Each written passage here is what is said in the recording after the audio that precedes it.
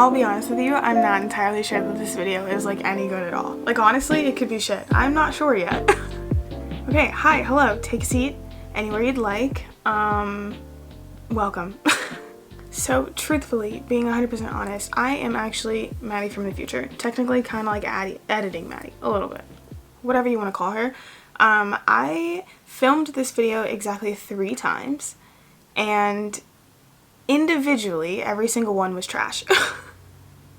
Individually, I was just rambling and being weird, and I didn't really know what I wanted to say, and so there are whole parts of the video that I feel are important that are really, really weird. So what I decided to do was just mash all 3 of those bad boys together. That was the plan. Basically, I say all of that to say I'm really nervous filming this video. Hello. This is the second official attempt at filming this video. Here's to fucking hoping it works this time, man. Okay, hello and welcome to attempt number 3 to record this video, which isn't your problem, but sure fucking is mine, and I'm tired of doing it, so this is it. So I'm really here just to give you like a heads up, like a tiny warning. 2 of them were filmed in the same location. One of them was filmed as a completely different location. That one you see almost none of the footage from, so it's not a big deal. The 2 that are filmed in the same location, it pretty much looks like I'm just changing my shirt a lot. So it shouldn't be too bad. It shouldn't be too confusing. You should be fine, hopefully. And if you're not, I'm only a little sorry. I did what I could, okay? I'm also here just to give, not disclaimers, but I guess just like, I don't know, extra information that I never said in the video, but I just want to point out like I am coming from an incredibly privileged point of view. I understand that a lot of this video is me lamenting and being sad and kind of complaining, which I have every right to do because I struggle with stuff in my own regard, which means that I'm allowed to complain if I want to, but I also want to acknowledge and understand and make sure that all of you know that I understand that I'm coming from a privileged place. I have an invisible disability, which means that my experience with disability is really, really, really different than somebody who has a physical disability, especially moving out in the world out there where it's really not made for you. I also wanted to address the fact that like a lot of what I'm talking about really kind of probably does only apply to people who have invisible disabilities. I don't really know, obviously, because I don't have a physical disability, so I don't know what that's like, but I was watching it back as I was editing it, and I was like, I feel like this is pretty much just people with invisible disabilities. If I'm wrong, I'd love to know. Please let me know in the comments, but I just wanted to point that out. Okay, well, I think that's it. So, enjoy the video. Tell me what you think in the comments. I'm curious. Here we go! Okay, hi. If you're new here, my name is Maddie. I make mental health-based lifestyle content here on YouTube, mixed in with the occasional bookish endeavor here and there. I specifically talk about my experiences surrounding burnout and also my experiences surrounding my 2 mental illnesses. I have bipolar 1 disorder, and obsessive compulsive disorder. Today, we're going to be just chatting. Honestly, I don't have much hope for this video, mainly because this is my second time recording it, but also because the first time went like shit. And because I'm not entirely sure what I want this video to be yet. I don't know necessarily what I want to say. I don't necessarily know what I want to talk about, and I've never sat down to film without having all of that completely fleshed out before. So I'm a bit nervous. I'm a bit uncomfortable, but the reality of the situation is I feel myself in the middle of a mindset shift. I feel myself in the middle of a transformation in my life. Not to sound like some hippie guru person, but I truly believe you can feel yourself changing and growing as you're doing it sometimes. Especially if you're reflective enough, especially if you're introspective enough. And that's how I feel. I feel myself on the cusp of a mindset shift. I am learning how to accept and cope with and change my lifestyle in accordance to the fact that I have mental illnesses that are debilitating, that change my life. I've been trying to understand how I feel about the label of disabled, whether or not I feel I can appropriately and basically without being a dick and taking up space that isn't mine, take that label on and accept that label. I'm trying to decide if it's like really, if I really count. I don't know. Is that me being ableist towards myself? Maybe. Am I being respectful? Maybe. I am not sure. I'm brand new on this journey, but I just need to talk about it. I don't know, man. It's hard out here. It's just, this is all so brand new to me. And I just need to chat. Can we talk for a bit? Thanks. Sorry if there was a camera angle change. My battery died, so love that. All right, first place I think we should start is a little bit of context with me, a little bit of context that's going on in my life right now. Maybe that might help you understand why I'm having such a hard time figuring out where I'm at, figuring out who I am in this particular community, figuring out where I belong, that whole thing, right? Which is not the purpose of today's video. That's not what I thought it was going to be. We'll see if I get there. Fingers fucking crossed. I'm just so fed up with myself today. Okay, so like I said, 2 complex mental health disorders, bipolar 1, obsessive compulsive disorder. My bipolar 1 was not a surprise to me. I got diagnosed about 2 years ago, and I kind of knew it was coming. I was pretty much expecting it. I really was going not necessarily for a diagnosis, but to get treatment already. That's how confident I was. So that one wasn't too big of a deal. It wasn't hard to get adjusted to or to realize. At the time in which I went to finally see doctors, I was so desperate for my life to get better that I was willing to pour my all into understanding what was going on and to understanding how I could get better because I was tired of living my life the way that I was. I was not expecting the obsessive compulsive disorder diagnosis, so much so that I truthfully ended up ignoring it until about 4 weeks ago. Honestly, truthfully, I posted a video about it. Basically, my doctor said, you have obsessive compulsive disorder. Here's a medication that will make it better. And I said, I don't believe you, but I'm going to take the medication anyway. And I did. Don't do that. But I was young and naive and stressed and desperate, and I just wanted my life to be better. And so, I took the medication, and I don't know if that helped me be able to ignore it more. I don't really know. About 2 months ago, I realized that my doctor might be right. And about 4 weeks ago, I decided to take matters into my own hands and do some research. And turns out my doctor was in fact correct. Very, very, very correct. I do have obsessive compulsive disorder. Very bad. And mainly what I struggled with about that was just understanding and learning where I fit in the OCD community. Specifically learning what I obsessed about and learning what my compulsions were, because I didn't feel like I fit into the typical regular categories. What I mean by that is just that I had a really hard time finding what it was that I obsessed about and what my compulsions were, finding what my triggers were, what everything was based on, because I wasn't experiencing the same kind of stereotypical things that people with OCD experience. And I don't mean stereotypical in the sense of like TV OCD. What I mean is stuff that even my doctors are talking about. I was like, I don't have issues with this. There's a bunch of different subgroups of OCD. There's a bunch of things that people can obsess about. Cleanliness, order, neatness, numbers, counting. But there's also stuff like unwanted sexual or violent thoughts, obsessions over, your loved ones, and sudden illness, sudden injuries, sudden death, and a myriad of other things that you can obsess about because there's a lot of them in this world. But I didn't have any issues with any of that. Yes, I occasionally have some issues with cleanliness. I like when things are neat and in order. Everybody worries about whether or not their loved ones are going to die, right? That's kind of the way that I was thinking about the whole thing.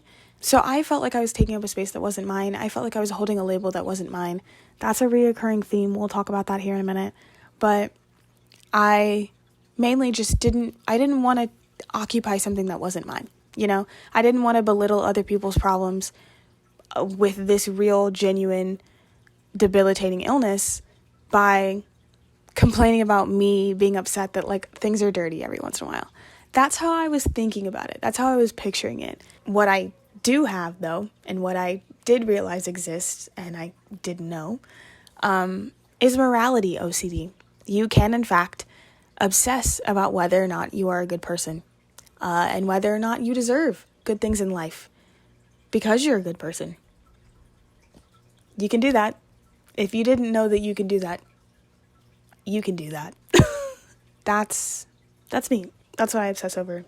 I struggle a lot with right and wrong, good and evil, and morality, and what that really means in today's society, because in today's American society and culture, it's very, very hard to be a genuinely good person.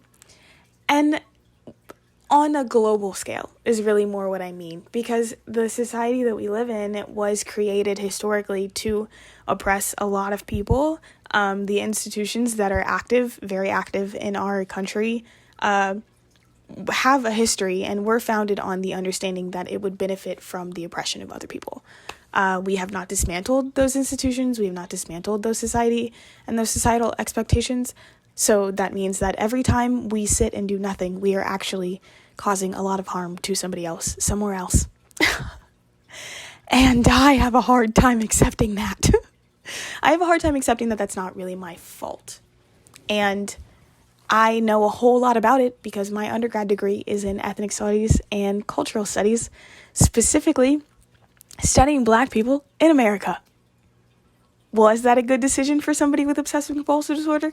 I don't know. I did it before I knew. That's not particularly the part of my life that I struggle with the most. I've talked about this a bit in my burnout TBR. What I originally thought was just burnout, I am realizing is lasting a lot longer than I thought it would. And turns out that I might have some sort of illness that is causing me to have a weaker immune system, or some sort of disorder or something that causes me to have a weaker immune system. And I'm sick all the time now. Basically, there it is. When I describe my symptoms to new doctors, I kind of split them up into 3 categories. The first one is a baby flu. I kind of feel like I have a baby flu or a cold most days. I wake up with a sore throat, congestion, sometimes a cough, sometimes a fever. Sometimes it takes me out for 3 to 4 days. Sometimes I feel shitty for one day, wake up perfectly fine. I don't know what it is. I deal with soreness, body aches, swollen lymph nodes. It's really genuinely like I have a cold or a flu or something, some kind of virus. And then it just goes away. I don't really know what it is, but it's constant and often and strange. The second one is cognitive issues. I basically have a lot of headaches. I deal with cluster headaches and migraines. They range everywhere from, that's a tiny mild throb in the back of my head, to, oh my God, I'm seeing stars and please don't turn on any lights because I will throw up and pass out. I deal with concentration issues. Brain fog is quite a lot. And I also get dizziness like a vertigo, which blows. That's the worst one, I think. And related to that is nausea, tightness in my chest, trouble breathing, cause of panic, blah, blah, blah. The third category is constant and unyielding fatigue and pain. Not to sound super dramatic, but I just am always a little tired. I can typically only do about 1 or 2 really active things in a day. So if I'm up, like, let's say I leave the house and go grocery shopping and stop at my local library and pick up a prescription and come home, even if I'm only out for about an hour and a half, I will have to sleep after that. There is almost no way that I am going to get it through the rest of the day without taking a nap. Even just from that small thing. I don't really know what it is. Obviously, I don't know what any of this is, but it is constant and unyielding. I'm always tired. I'm tired right now. Doesn't seem like it. I know it doesn't, but I'm exhausted. Similarly, I experience pain in the same way. I don't know why, but some of my body is just kind of sort of in pain all the time. Surprisingly, I'm not in that much pain right this moment, just a teeny bit of back pain. But I deal a lot with pain in my shoulders and my joints, my knees, my hips, my back. We just don't know what it is. You know, we're trying to figure it out. And of course, a lot of these are physical manifestations of what's happening in my mental state, right? But a lot of them really aren't, and we don't know why. And so we're figuring it out. Do I belong in the disabled community? I don't know. Let's talk about that. And the label of disabled and the label of disability. And let's talk about my feelings regarding that, because I don't know what the answer is to that question. The way I feel about being disabled and taking on that label is the same exact way that I felt about OCD. I just don't want to take up a space that's not mine. I don't want to belittle other people's problems by complaining about my couple of minor things while they're out here living a truly debilitating life, you know? And also the stigma of society, the stigma that society holds towards pain, especially women in pain, especially invisible pain. It's hard not to internalize that. And that leads us to why I'm struggling so much with this label and this identity of disability, and whether or not I think that I'm disabled, whether or not I feel like I can take up space in this community, is because whatever this is, I don't know what it is. So it could be temporary if I walk around, taking on this new identity of a person who's disabled, and then suddenly I'm not. Is that okay? Was that fine? Should I apologize? I don't know, And then not only that, but whatever it is invisible. So most of the time, people don't believe me anyway. Most of the time, people tell me I'm being dramatic, that I'm being lazy, that I should try harder, that I have a negativity bias in my own life, or that I have a victim mindset who just wishes ill on herself. And it's really hard not to internalize that. As much as I know that that's bullshit, as much as I know, my body, and I know what's going on in it and what is happening and me being in pain and da-da-da-da-da, as much as I know that that's true, it hurts when the people around you who are supposed to care about you and are supposed to love you and trust you and hold you and care for you, tell you that you're being lazy or tell you that you're being dramatic. And I'm dealing with some stuff like that right now, and it's really getting in my head, which is fun. I am a member of a member. Is it a club? It feels like a club. I'm a member of a lot of marginalized communities. And I know the pain that comes with watching other people take up space in your community that is sacred and safe to you who don't belong there. And it's never necessarily anything personal against that person, but it's just about having so little in the world and living in a world that gives you so little and that in fact demands so much from you constantly. And then you finally get this one thing, a community, family, friendship, a shared sense of belonging and wholeness and completeness. And then somebody comes in who doesn't belong and who takes up space that's not theirs and lay claims to pain and suffering that is not theirs. It blows. That's awful. It's a terrible, terrible feeling.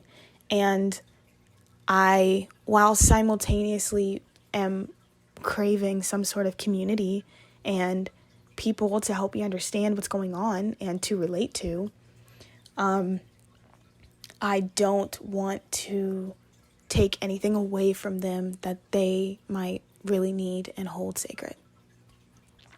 So I struggle with the label. I don't know. I'm not sure. And I think that's okay for now. It's so new. My journey with this is so new. My realizations with this are so new. And I still don't know what's going on.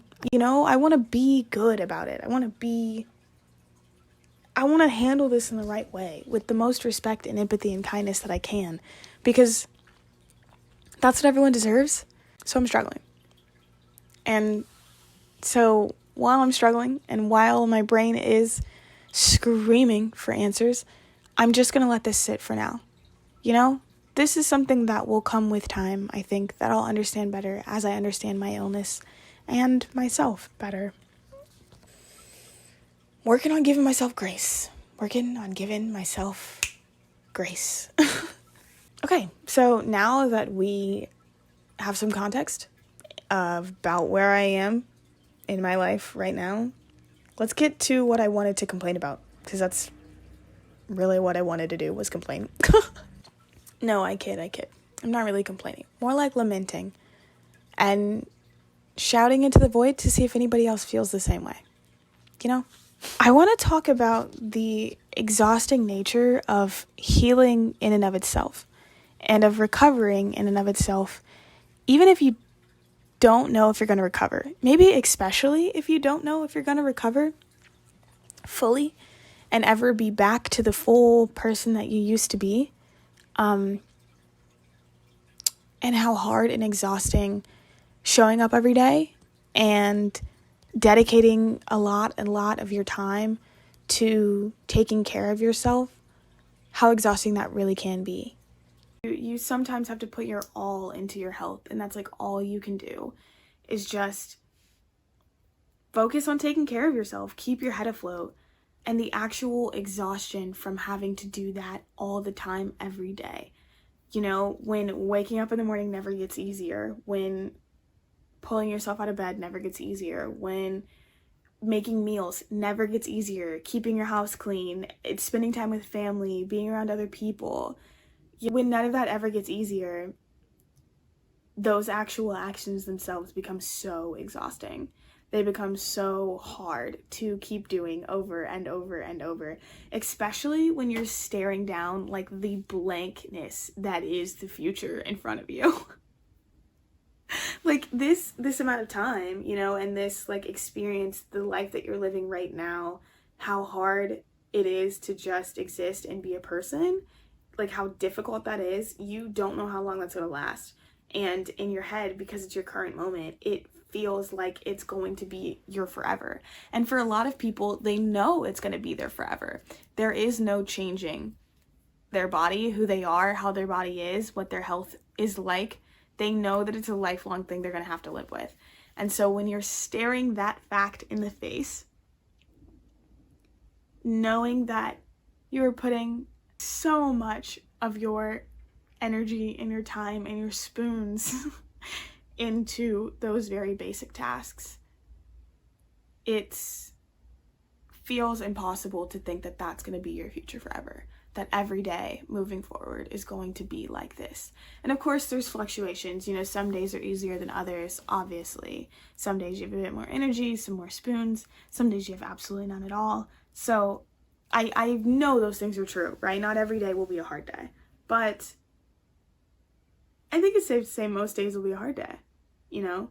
At the very least, some days will be a hard day. Knowing that fact, staring that fact in the face, knowing that this could stretch on infinitely for years and years and years. That's a fucking hard thought. That's such a hard reality to face.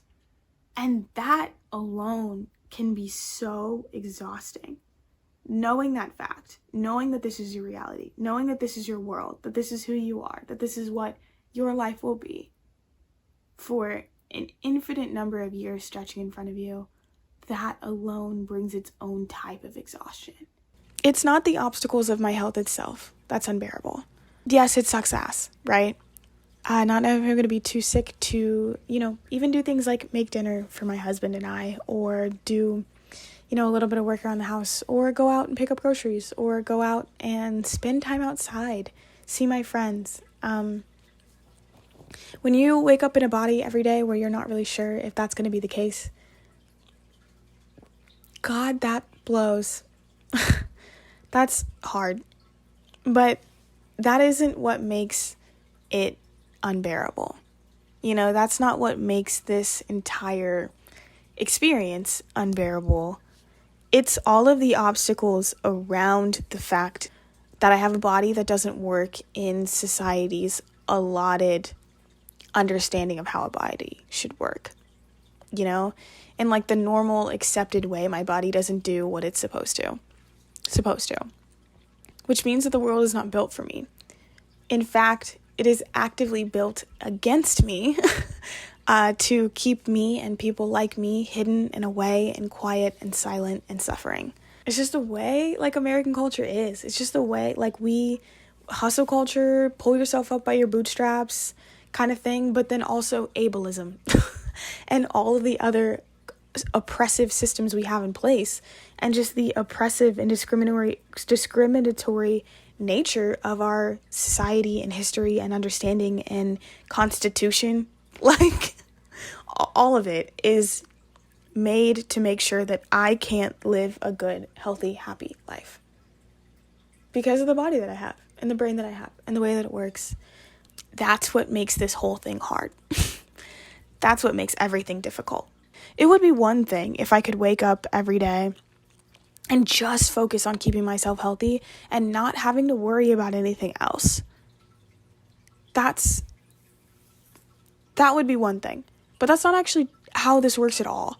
not only do I have to fight day to day to day to keep myself above water, to keep myself afloat, to keep from drowning in my own health issues, I also have to worry about, will I ever be able to find a job that's going to give me enough time off when I need it? Will I ever be able to have a career that's fulfilling and makes me feel like I'm contributing to society in a way that's healthy and good and thoughtful and empathetic and kind? Is my family and my loved ones going to get tired of having to take care of me? Will they one day see me as a burden? Will I ever be able to make enough money to support myself? These are things that, oh, Jesus, you worry about them on a day-to-day basis. So now I have to take care of myself, and I have to worry about these things because these worries don't go away. Like, okay, imagine when you're sick and you have to take off a week from work, right? And you're down bad with the flu, whatever, can't breathe, congested, and think about how hard it is every day just to try and take care of yourself, to, wake up, eat soup, breathe, how much pain you're in. And maybe once or twice in the back of your head, you're like, oh, damn, I'm taking a lot of time off work. Hope I had enough PTO to cover this. But for the most part, you just go through that week, get better, whatever. Imagine every day of your life is some extent of that week. Suddenly, oh, I hope I have enough PTO to cover this, turns into, oh my God, I don't have enough PTO to cover this, I'm going to get fired.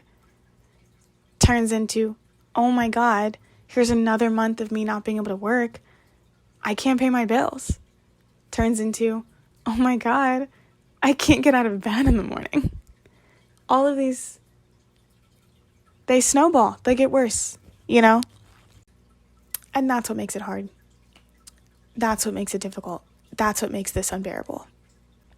Because you're not just worrying about your own health and working and putting in time and energy and effort to keep your own health there.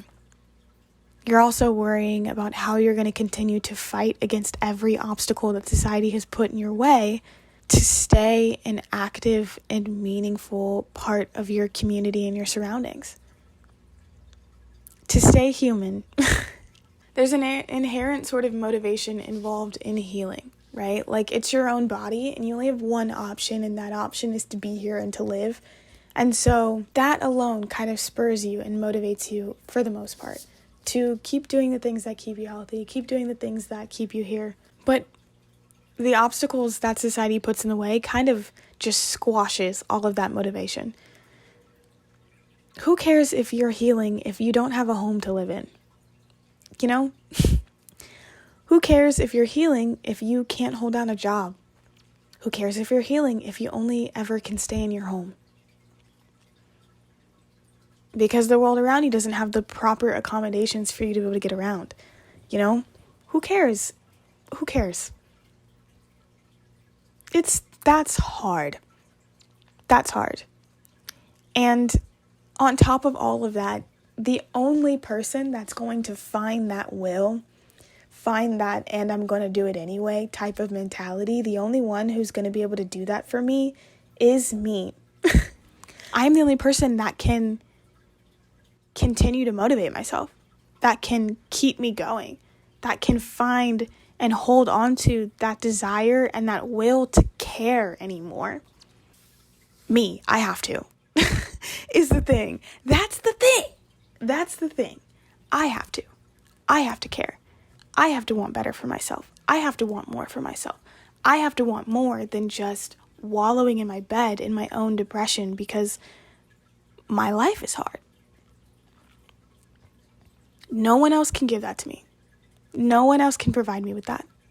So not only do I have to work fucking hard to stay alive, I also have to work to be allowed to contribute in society. And I have to work to find the motivation to want to do all of that. That's what's starting to get to me. That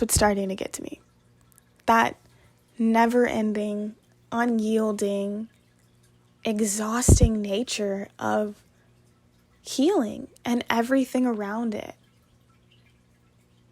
It's a constant uphill battle. Yikes. This is the part of the video where I say something hopeful. Can you tell by my face that I don't know what to say here? I don't want to leave the video on that kind of negative note. Because life has a lot of joys in it as well. And just because your body doesn't work the way that you want it to most of the time, just because according to society you aren't like a proper person, or I don't know. I don't even know what society wants us to be. Has anyone figured that out yet? But just because you don't fit into society's stereotypical mold of what a person should be and how they should move in their course of their life, that doesn't mean that your life isn't beautiful and that it's not worth living. Doesn't mean that there aren't moments in your day that are fantastic and things that you should be proud of and things that you should cherish and enjoy and spend time enjoying. So I don't want to leave the video on such a negative note. I don't want to say that healing is exhausting and I'm tired of fighting for my body, because that isn't the whole story. There's so much more to it. But I don't know how to articulate all of that more. I don't know what's going to sound good here and what's going to feel authentic and real. I don't know what's going to feel honest and genuine. And I don't want to sound like inspiration porn or like toxic positivity channels. I hate that shit. What helps me most often is knowing that I'm not alone. Knowing that there are lots of us out there fighting this same battle. And no matter how much society wants to keep us hidden and silent and sad, we're here and we're loud and we have a lot to say and we're finding each other. That's dope as hell, man. That's dope as hell. Knowing that your voice gets to be one of many, many, many voices, that's what gives me hope. That's what makes me want to keep going. I want my voice to be one among many. If I don't find that hope, that will, that desire to care about my own health and well-being, I don't get to be that voice. The real reality is that this sucks, right? But the real reality is that it's also kind of beautiful at the same time. There's a lot of pride to be had in being able to look at yourself in the mirror at the end of the day and say that I put in a lot of fucking work to be alive today and I did it. Because we don't get a lot of credit for all of the work that we do, for all the time and the energy that we put into taking care of ourselves. We take care of ourselves more than people who are healthy take care of themselves, you know? We do the thing that everybody says that you're supposed to do, which is take care of yourself. We do that every day on a daily basis, 5 times more than the average person. And that is something to be fucking proud of. You know, you woke up today knowing that you were going to face an incredibly difficult set of circumstances and you fucking did it anyway. And you did it well, man. You want to know how I know you did it well? Because you're here. Good job. Congratulations. You deserve a fucking cookie. I'm proud of you. I've been trying to repeat things like that to myself throughout the course of the day to remind myself that this all has a point and that it's worth it. Because I really truly do believe that. Sometimes it's just a little bit harder to see that light at the end of the tunnel, you know? But like I said, every day you deserve to look in the mirror and tell yourself that you're doing good. That this is hard work, but you showed up and you did it well. You deserve that. And I guess this is the point in the video where I say goodbye. I'm sorry if that didn't feel like a proper conclusion. It didn't for me either. But this is all that I have right now. And I guess that'll have to be enough. Maybe this is the beginning to a long conversation I'll be having for years now. I don't know. I wish I had a neat little bow to tie on to the end of everything. I wish that this video had more of a point. Or at least I wish I knew what the point was so I could pull it out and put it front and center. If you think that you know what I was trying to say, or if you relate to me in any way, or if you relate to what's happening or what I'm saying, comment below. Because 1, because I'm trying to figure out what I was trying to say. And 2, because hi, I'd like to make friends. I'm nice, I promise. I'm funny. I like to think. The main reason why I started this channel is because I wanted to find community with people. I was home a lot, experiencing things that I had never experienced before, and I needed people to tell me that I wasn't alone, to celebrate with. So, if you think that's you, hi. Alright, okay. Wish you guys all the love, the light, and the happiness in the world, and I will see you in the next one. Okay? Bye.